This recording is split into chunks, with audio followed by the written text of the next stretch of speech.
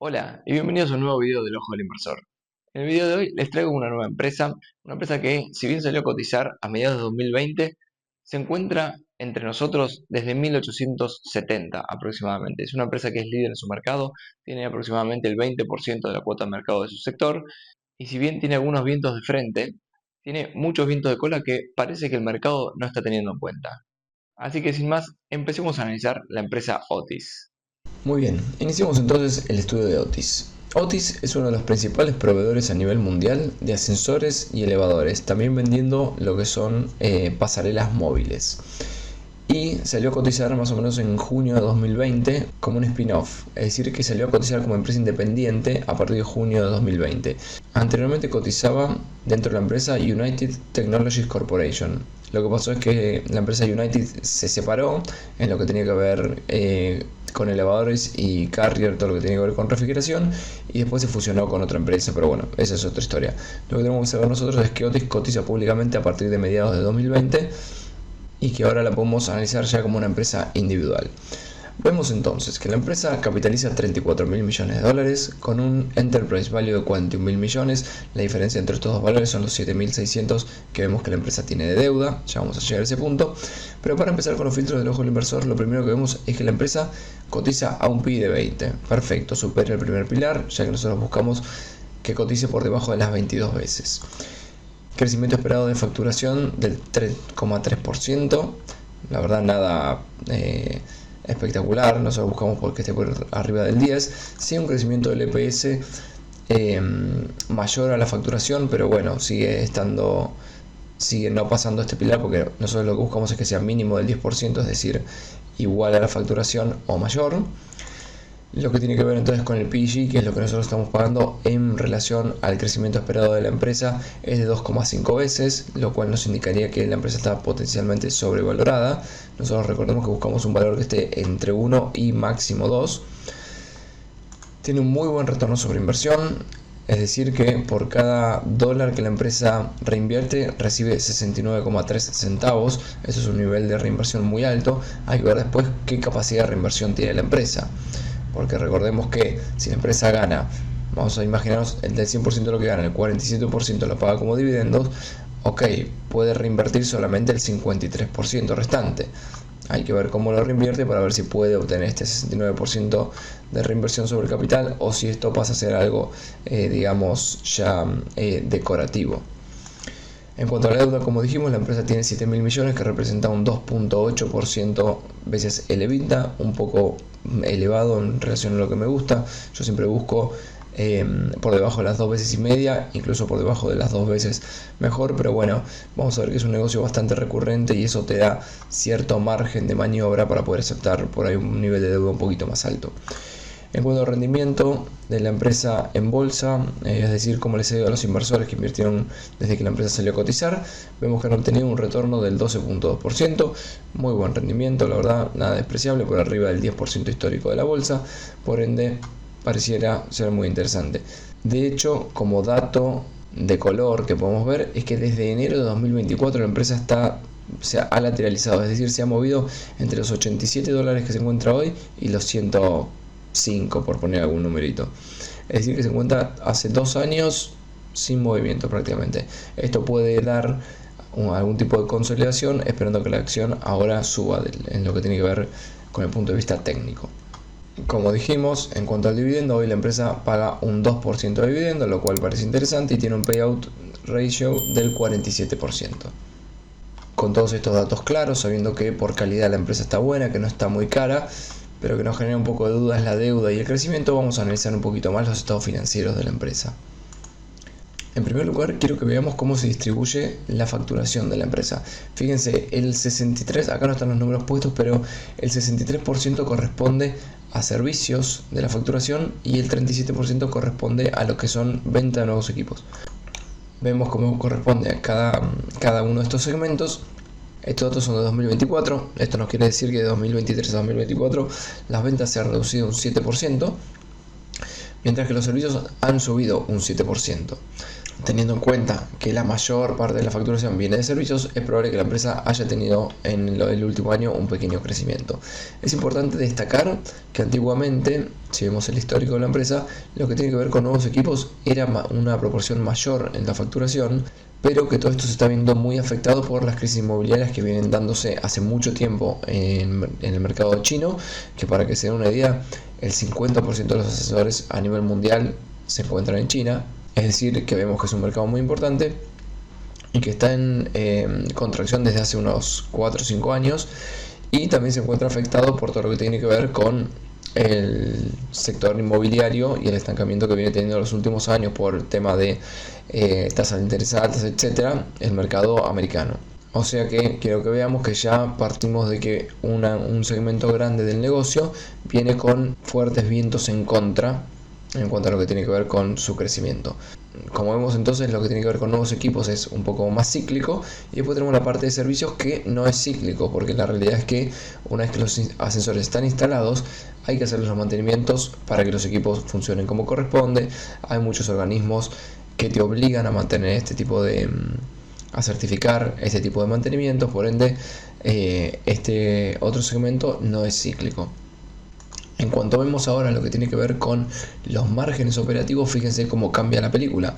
Acá vemos que entonces del 37% que representaba de la facturación la venta de nuevos equipos, ahora solamente el 10% es lo que representa en márgenes operativos. ¿Por qué? Porque la realidad es que el margen de los nuevos equipos, fíjense que es de el 5%, vamos a promediar, 6% en 2023, 4.7% en 2024, es decir que los márgenes son muy chicos, mientras que el margen de servicios se encuentra en expansión y es de alrededor del 24%. O sea que el sector cíclico es el que tiene peores márgenes, es decir que a fin de cuentas es lo que menos nos termina afectando a las ganancias de la empresa, mientras que el sector que tiene que ver con todo lo que es servicios es el que tiene mayor margen y es encima el que está creciendo y es el que más aporta a las ganancias de la empresa. ¿Cómo se encuentra entonces diversificado geográficamente? Como dijimos antes, lo que tiene que ver con nuevos equipos, una gran parte es Américas, otra porción ahora más chica es China, después tenemos Asia Pacífico y EMEA. Lo que tiene que ver con la venta de servicios, EMEA, fíjense cómo aumenta su proporción y bueno, América la mantiene. China pasa a ser muy chiquito y Asia Pacífico expande un poco su participación. Lo que tiene que ver con las ganancias operativas, bueno, esto ya hablamos, el margen de nuevos equipos es del 6%, mientras que lo que tiene que ver con servicios es del 24.6%. Y acá, fíjense, acá vemos la cantidad de unidades que tiene mantenimiento la empresa, que sobre esto es sobre lo que va a estar trabajando. ¿Por qué? La empresa está haciendo foco en que va a aumentar su número de cantidad de unidades en mantenimiento, no solo porque todos los años venden más unidades y estarán trabajando en captarlas para mantener el mantenimiento de ellas, sino que aparte se está dando un cambio que tiene que ver con que hay muchas unidades hoy en día que van a empezar a necesitar mantenimientos fuertes o actualizaciones, y lo que busca la empresa es captarlas, recaptar esas empresas y pasar a aumentar este número de 2.4 millones de unidades en mantenimiento. Recordemos que si servicios es nuestro principal punto de ganancias, cuanto más logremos aumentar la cantidad de unidades que tenemos en servicio, mayor será lo que pueda la empresa aportar a sus ganancias. ¿Cómo ve Otis la industria para el 2025 y el futuro? Ven que lo que tiene que ver con nuevos equipos en general se va a mantener decreciendo en middle single digits. Esto significa que esperan decrecer entre un 4 y un 7%, mientras que lo que tiene que ver con la capacidad instalada esperan que suba entre un 4 y un 7%. La empresa acá podemos ver que espera aumentar su facturación entre un 2 y un 4%, llegar a un EPS de entre 4 y 4,10 dólares, mantener un free cash flow de 1.6 billions y recomprar muchas acciones, que como vamos a ver, esto está siendo un motor importante para el crecimiento de la empresa. En esta otra diapositiva podemos ver cuáles son los objetivos de la empresa, digamos, estratégicos. Por un lado, dicen que esperan aumentar a low teens, lo que significa entre un 10 y un 15%, lo que tiene que ver con el segmento de servicios. Buscan expandir sus márgenes y nos cuentan que, si bien ya viene dándose, esperan subir a un 20% la cantidad de órdenes por modernización. Como les comentaba antes, los ascensores tienen una vida útil y más o menos a partir del año 15 o 20 es cuando se tiene que dar una modernización fuerte del equipo porque ya pasa a ser prácticamente obsoleto. Y acá es donde aparecen nuevamente los proveedores como Otis. Porque lo que se da con el tema servicios es que muchas veces Otis, una vez que hace la venta de sus equipos, pasan otros proveedores individuales y pequeños de cada ciudad a ser quienes terminan haciendo el mantenimiento de estos ascensores. Pero cuando hay que hacer o instalar un nuevo ascensor o hacer una modernización fuerte, vuelven a aparecer los proveedores de los equipos. Entonces lo que buscan es empezar a hacer crecer esto porque se tiene que dar este recambio por una cuestión estructural de cuándo fueron instalados los equipos que actualmente necesitan modernización, y lo que buscan es, una vez modernizados, lograr recapturarlos. Hay un servicio que está dando la empresa que se llama Service One, que es una tecnología que todavía no está libre para que cualquier otro service la pueda prestar, que tiene que ver con asistencia remota, previsión de fallas, lo cual termina siendo que haya menos tiempos parados de estos equipos, lo cual termina siendo un valor agregado muy importante para los clientes. Por otro lado, nos indican que también van a estar tratando de volverse cada vez más eficientes, que es una pata que Otis viene haciendo muy bien en comparación con sus competidores. Pasando a lo que tiene que ver con cómo se viene dando el tema de crecimiento y márgenes, fíjense cómo la empresa de 2019 a hoy ha hecho crecer sus márgenes del 14.3% a, esperan en 2025, 17.1%. O sea que viene con una buena tendencia de expansión de márgenes, manejo de costos, etcétera. Esto se da acompañado también de que, obviamente, a medida que va decreciendo la cantidad de ascensores que se venden, teniendo ese segmento un margen tan chico, termina siendo que matemáticamente el margen de la empresa tienda a acercarse al 24% de lo que son servicios. Pasando entonces a lo que son los estados financieros, partimos de lo que tiene que ver con el income statement. Vemos que la empresa ha hecho crecer su facturación de 12.300 millones a 14.300. Nada que nos vuelva locos en cuanto a crecimiento, pero bueno, sabemos que esto está impactado por una gran disminución en lo que tiene que ver con ventas de equipamientos nuevos. Sí, muy importante, el margen, el gross margin, lo han mantenido constante alrededor del 30%, con alguna disminución en el año 2022, pero recuperándose rápidamente en 2023 y 2024. Y los márgenes operativos también del 16% al 16,5% en lo que va de 2017 a hoy. En cuanto a la hoja de balance, vemos que la empresa cuenta con unos 2.300 millones de efectivo e inversiones a corto plazo, con las cuentas por cobrar que no se han disparado de 2.500 a 4.000 millones, lo cual no es algo alarmante si tenemos en cuenta que a partir de 2021 se han estabilizado entre los 3.600 y los 4.000 millones. Esto nos habla un poco de que quizás la forma de trabajar o la financiación que la empresa empezó a prestar a partir del año 2019 cambió, porque aumentó de los 2.500 a los 3.000 millones o 3.500, pero se ha mantenido estable en ese valor. Es un dato a controlar. Lo que tiene que ver con el inventario, vemos que se ha ido reduciendo, así que sin problemas con la venta de equipos. En general, todo lo que tiene que ver con nuevas producciones, la empresa los vende anticipadamente, son por encargos, por ende el inventario es ínfimo para la empresa.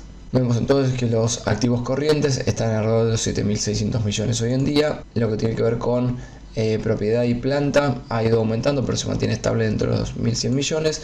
Dato importante, Goodwill. La empresa, si bien compra algunas empresas chicas en lo que tiene que ver con servicios, vemos que el Goodwill se ha mantenido relativamente estable. Quizás hayamos tenido algún impairment, que es simplemente un deterioro en este Goodwill, es decir, bajar un poco los activos porque se ha hecho alguna adquisición incorrecta, pero vemos que no es una empresa que esté haciendo grandes adquisiciones continuamente. Y vemos finalmente, bueno, que los activos totales se encuentran hoy dentro de los 11.300 millones. Pasando a la parte de los pasivos, vemos que las cuentas por pagar de la empresa se mantienen estables, alrededor de los 1.800 millones. La cantidad de de pasivos corrientes es de 7.700, que comparando con los activos corrientes de 7.600 millones vemos que estamos bien, es decir que a corto plazo, a 12 meses, la empresa se espera que no tenga problemas de solvencia. Después tenemos la deuda a largo plazo. Fíjense cómo en 2020 se la carga de deuda a la empresa y a partir de ahí se mantiene relativamente estable. Esto se da en general cuando se dan los spin-off, justamente. A una de las partes de la empresa que es separada se la carga con deuda, y bueno, en general se suele dar con las empresas o con la parte de la empresa que tiene ingresos más recurrentes, porque se las penaliza menos por la tenencia de deuda más elevada. Y cerramos, bueno, con la cantidad de pasivos. Vemos que hoy son 16.000 millones contra los 11.000 que teníamos de activos. Esto nos va a dar un patrimonio neto negativo de 5.000 millones. Por eso es que esta empresa no la podemos evaluar por equity, porque tiene un equity negativo. En cuanto al cash flow, podemos ver que la empresa, acá hablamos, fíjense, los write-downs. Estos son los momentos en los cuales la empresa acepta que tuvo una pérdida de 26 millones. No es un gasto real, porque no es que la empresa tiene que sacar 26 millones de bolsillo o 71, sino que lo que hace es, dice que la cantidad de activos que tenían le van a restar 26 millones y 71 millones simplemente porque no están rindiendo lo que se esperaba que rindan esas inversiones. Tenemos después lo que es el stock-based compensation, que es la parte de pagos en acciones a los directivos, lo cual vemos que no es un número muy alto en función de la facturación. Y bueno, acá vemos un cash from operations estable, entre alrededor de los 1.500 millones anualizados. Lo que tiene que ver con el cash from investing, vemos que la empresa tiene un capital expenditure, que son los gastos para mantener en funcionamiento la empresa tal y como se encuentra hoy, de alrededor de 130 millones, lo cual es un gasto bajo, la realidad, para las ventas que tiene la empresa.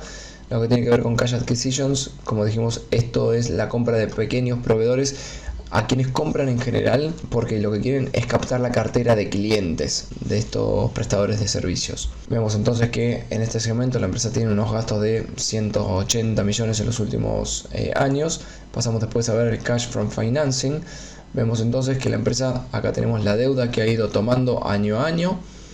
Fíjense, esto dijimos fue 2020, después tomó un poquito más en 2021 y se ha mantenido estable en 2022 y 2023. Me llama un poquito la atención estos 1.500 millones. Pero vemos también que ha ido repagando al mismo tiempo. Acá tenemos la deuda repagada, 6.900 tomó, repagó 1.000, tomó 2.000, pagó 800, tomó 100, pagó 500, tomó 700, pagó 600. Entonces así es como vemos que se ha ido moviendo lo que tiene que ver con la deuda de la empresa. Después recompras de acciones, fíjense, constante y fuerte, 700 millones, 800 millones, 800 millones y 1.000 millones el último año. Y acá vemos lo que tiene que ver con pago de dividendos. Fíjense que entonces lo que tiene que ver en el último año, 1.000 millones nos devolvió a los accionistas en recompras de acciones y 600 millones en pago de dividendos. O sea que acá tenemos 1.600 millones que devolvió a los accionistas, cuando el free cash flow que la empresa generó fue de 1.400 millones. Esto lo que nos dice que la empresa está devolviendo más dinero a los accionistas de lo que genera por año. Y esto a largo plazo es lo que puede hacer que la empresa termine tomando deuda para devolver esto a los accionistas. Que tenemos que ver si estas recompras son a precios interesantes, es decir, que van a generar valor, o son a precios altos, es decir, que van a destruir valor. Por ende tenemos que ver, ¿te estás endeudando para recomprar acciones caras o para mantener un dividendo que no se puede mantener? Y en función de eso sacaremos nuestras conclusiones para ver si efectivamente podemos confiar en la asignación de capital de la directiva o no, porque recordemos que nosotros en definitiva lo que estamos haciendo al comprar una acción es darle nuestro capital a la directiva para que lo invierta. Pasamos entonces a tratar de entender, ¿cuál es el precio justo que el mercado cree que tenemos que pagar por las ganancias de Otis? Como vemos, salió a cotizar a unas 22 veces y hoy se encuentra parado en las 20 veces. Es decir, que la empresa se ha movido entre un low de 19,47 y un máximo de 31, con una media de 24, hoy estando parados en 20. O sea que estamos dentro de todo en lo que sería el rango inferior de su cotización histórica, que no quita que la empresa pueda pasar a cotizar a 15 veces beneficios si el mercado le parece. Pero si nos basamos en una historia por lo menos respetable de 5 años, bueno, vemos que en distintos contextos del mercado, porque en 2021 con euforia, en 2022 con un mercado bajista y en 2023-24 habiendo picos altos de inflación y tasas de interés altas, vemos que la empresa se ha movido a estos rangos. Es decir, que estos 5 años parecieran ser demostrativos de distintos entornos que podemos tener para la industria. Si pasamos a ver lo que es el salario, para entender si los directivos están alineados con nosotros, vemos que la CEO Marks tiene un salario de para 2024 1.4 millones de dólares, que de por sí solo no nos dice mucho, pero cuando pasamos a ver cuál es la composición, donde nos dice que el 10% más o menos, 9% es el salario, 14% son bonos anuales y 76% son long term incentives, es decir, incentivos a largo plazo, que esto tiene que ver con adjudicación de acciones, etcétera, vemos que, pareciera estar bastante orientado a ser más un accionista que un empleado que trabaja por su sueldo. Si nos fijamos la CEO, Judith, tiene 350.000 acciones aproximadamente, y esto significa que son unos 30 millones de dólares, que si vimos el sueldo que tiene es de 1.4 más bonos más incentivos, la realidad es que su tenencia de acciones supera ampliamente su sueldo. De vuelta, esto nos refuerza la sensación de que el CEO o la CEO en este caso va a estar trabajando por un buen rendimiento de la acción más que por su salario base. Lo que tiene que ver con grandes inversores o fondos grandes, vemos que solamente hay 3 con muy poquita tenencia que han estado agregando últimamente. Pero no es algo que nos vuelva locos, no podemos decir, che, los superinversores están invertidos a full en esta empresa. Y pasamos ahora a lo que tiene que ver con cómo se dieron los datos los últimos años y qué podemos esperar para el futuro. La facturación ha crecido a un ritmo del 0.4% en los últimos 5 años, es decir, que prácticamente no se ha movido.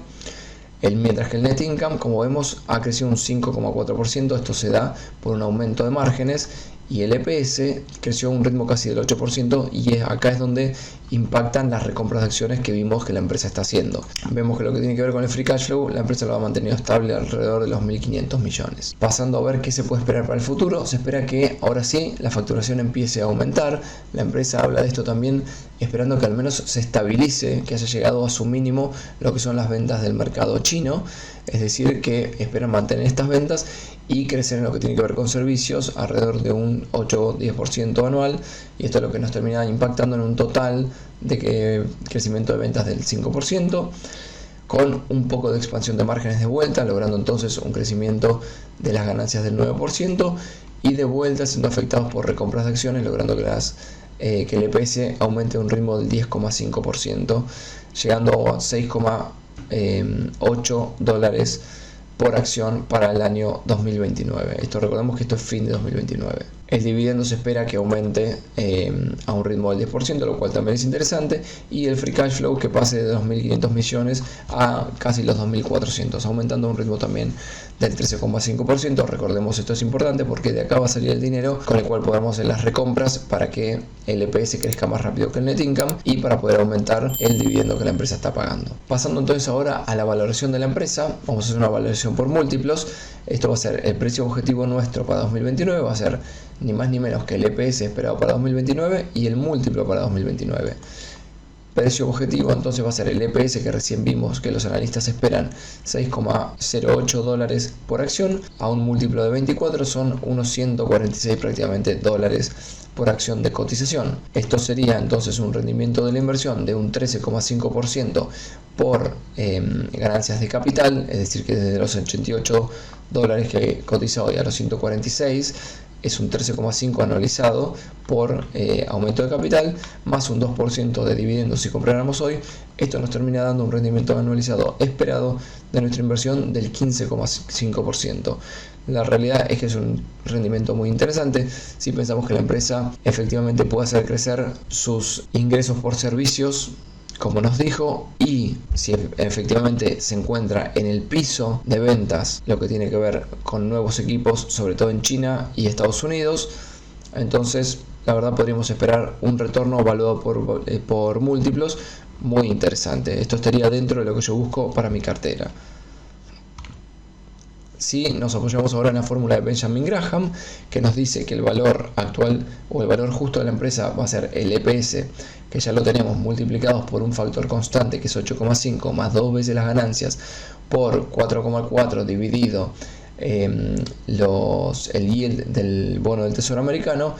Cargamos todo esto en un Excel y nos da entonces que la empresa hoy su valor justo sería de 100 dólares con un 20% de margen de seguridad. Hoy deberíamos comprarla en 80 dólares y que el múltiplo justo para este tipo de empresas es de 24,6, o sea que estaríamos casi en el rango de compra en función de la fórmula de Benjamin Graham.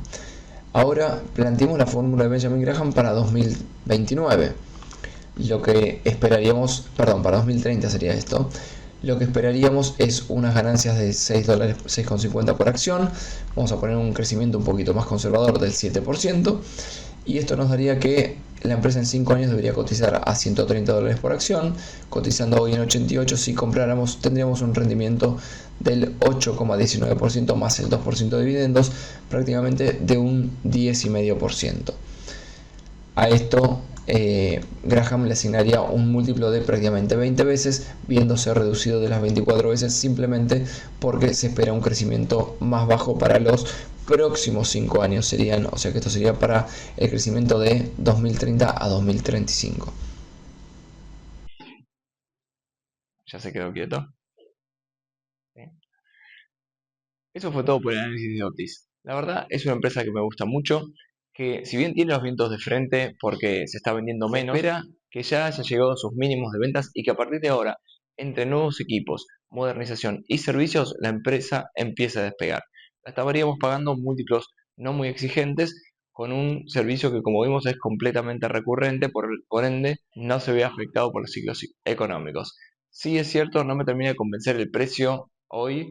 Para poder asegurar un buen desempeño de la cartera, me gustaría entrar a valores inferiores, pero es una buena empresa para tener en mente y chequear cuando haya caídas masivas del mercado. Así que sin más, espero que les haya gustado. Si les gustaría que analice alguna empresa, me la pueden dejar en los comentarios y nos vemos en un próximo video del Ojo del Inversor.